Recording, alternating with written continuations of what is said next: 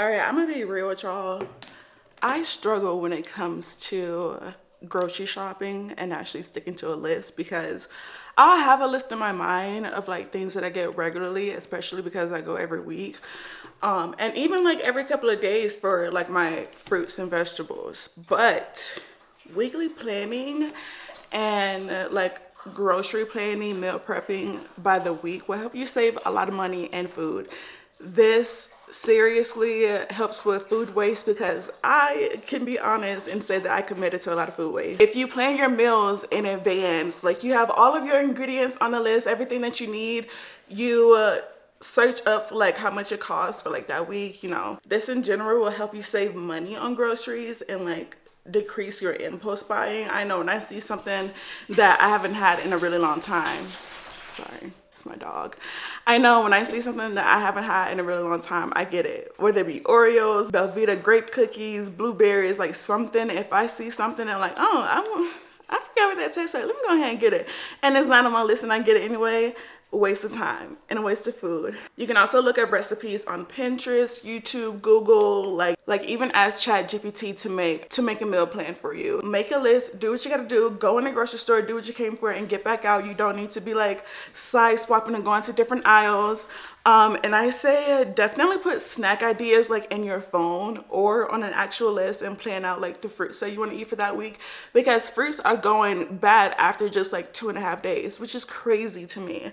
But this is financially helpful because if you eat the food and not waste anything and you just grab and go, like you'll realize, oh, I didn't really eat that much lettuce last time. So like next week, I'll only get half a pound or whatever. You can price match the items in the store. I know Target does that. Also, we're not supporting Target because they cut off like their little DEI, but like Walmart, Natural Grocers, I think Natural Grocers does it, but I always shop at the commissary, so it's a little bit cheaper for me. With the meal plan, you can just ensure that you're eating a variety of healthy foods, like your grains, your vegetables, fruits, lean protein, all that good jazz, your legumes and stuff. By meal prepping your meals by the week, you can definitely see how your body reacts to certain foods, and it can improve like your hormone levels, your energy levels. Overall, meal prepping just helps like reduce anxiety about meal planning because you don't have to like make up your mind on what you want to eat every day.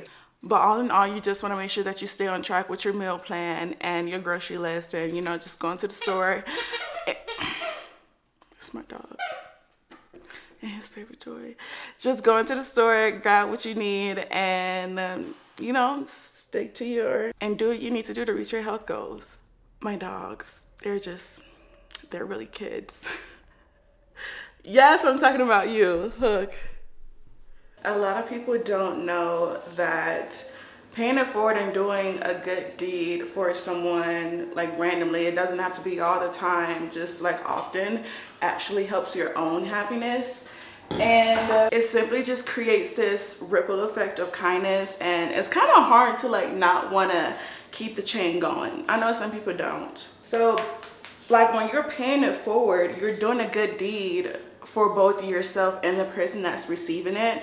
And then it just helps create a sense of community and connection, as people are more likely to feel supported and cared for when they see others helping each other. Like, you can't tell me that when you see other people doing good things for someone else like right near them that you don't want to do the same. And if you don't feel that way, it's completely fine. You're just a terrible person. But personally, when I see somebody buying somebody else's groceries, paying for their gas, picking up their meal for them or whatever, like I'm like, damn, let me do that too. Like, when's the last time have I paid? There are legit studies that show how engaging in acts of kindness can boost your own happiness and help reduce stress levels. Just do something for someone, don't expect it back, just do it out of the kindness of your heart. And if something happens to you, like something good happens to you later on that day, the week, later on that month, then you know why, because the universe takes care of her children. But it can be as small as like giving somebody a compliment, giving them candy, watering their yard,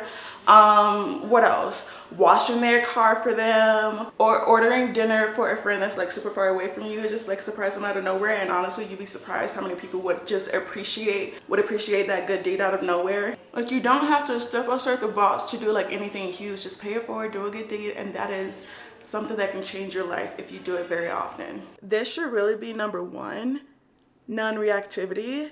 So not reacting to certain situations, people, circumstances, not giving it your energy.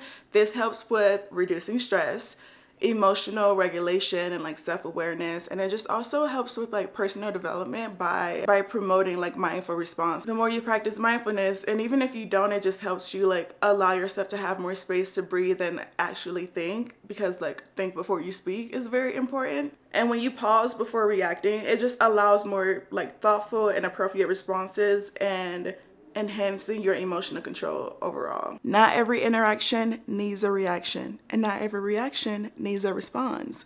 So with that being said, choose your conversations and choose how you talk to or react to people or circumstances. Like, let them sit and be crazy and think about their behavior. Do not react to everything. I really hope y'all cannot hear the construction in the background, but another tip is that routines are everything. Go to bed at the same time every night, wake up at the same time every day, and make sure you prioritize your self-care, and also just romanticize everything. Romanticize not only like your nighttime routine, but if you want to have a routine for getting ready to go to work, you need to romanticize that, especially if you do not like going to work. Romanticize your routine of getting ready for school, going to college. This is really, really beneficial if you start habit stacking. So habit stacking is basically when you are already doing one habit on or one chore, which is basically like, I'll give an example of, say you're doing laundry. You're doing laundry and then you stack on top of that habit with also listening to a motivational podcast, or you're listening to gospel music, you are worshiping at the same time. Doing both of those things at the same time, that's habit stacking. Or another example would be, say if you are cleaning your room while also listening to a lecture from one of your classes, you are multitasking and habit stacking because you're getting two things done at the same time. You're cleaning while also listening to like that lecture and getting all the information about your class and getting everything done, straightened up in your room, decluttered, whatever the case may be. So I really think that just by establishing a routine and habit stacking and just being on time for things that you want to do, also make time to have a self-care hour. Do something for yourself. 1 hour a day. This is so crucial. You will see a benefit and you will see a difference in how you choose to wake up and how you choose to like put on your makeup or do your skincare or take a shower, just taking care of yourself. Doing one thing that you love for an hour a day. And if you can't do that for an hour, do 30 minutes. You know, another thing that will help you change your life is positive thinking and optimism.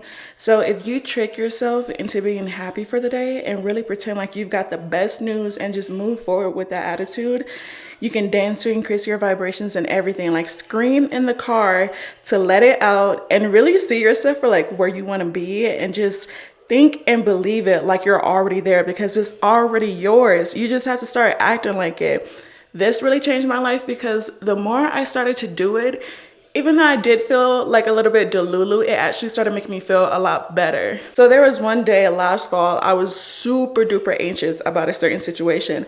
I woke up, I got dressed, did my hair, put a little bit of makeup on, put on my favorite perfume. I had a dance party listening to some early 2000s music in my bedroom, just dancing around. And then I went on a walk like every hour for 15 minutes. And then in the back of my head, I was still like a little bit worried about that situation, but I was just so distracted with compliments from strangers, compliments from my friends and stuff, and too busy lifting my vibrations because I told myself it was going to be a good day that day. And guess what? It was. So start being more optimistic. I know life be lifing, but not every day can be a bad day. Like you have more control over your emotions and how you decide to think. Be positive. Caring less. You know how people say, oh, I could care less? That's really wrong. You should really say, oh, I could care more, because it's very sarcastic. Like, oh, I could care a lot more about that, but no, I don't care. Instead of saying, oh, I could care less, but you already care less. And it's just said that you do care when you say that. So caring less, and just say that you are the main character. Okay, you're not a savior complex. I'm so glad I let go of that mentality a couple of years ago, because honey, I'm telling you, you would drain yourself or let me not say honey, because there's probably men watching this. You will not, or you will drain yourself if you go out there trying to be Captain Sava or Superwoman, Superman, and you can't do that. You need to let people live their lives. We do not take on project people. Those days are over. We are not continuously allowing other people to trauma dump on us, and we do not do that back on other people. That's what your therapist is for. Caring less will just help you lighten up the weight on your heart and will hopefully allow you to have more energy to do the stuff that you want to do. You are your own main character, and I cannot stop saying that enough. Also, with the fact that you should not be trying to interrupt what God is trying to teach that other person. Like whatever else that person is going through, what the pattern is, what the path is for them, that's not your business to just like interject and try to like help and save and fix all the problems. You can definitely help and be there for people sometimes, but all the time, no, because you're just enabling them. Oh my goodness. Oh, that's the last small habit of mine that I really believe can change a lot of people's lives. And honestly, who doesn't want a drama-free life?